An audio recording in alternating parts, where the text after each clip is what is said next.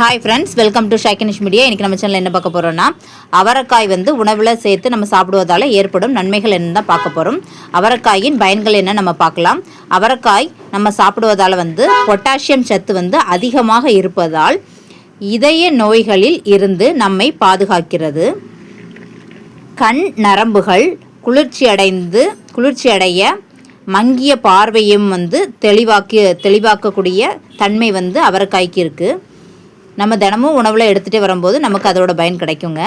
இரத்த அழுத்தம் இதய நோய் உள்ளவர்கள் அவரைக்காயை அதிகம் சேர்த்து கொள்வது நல்லது.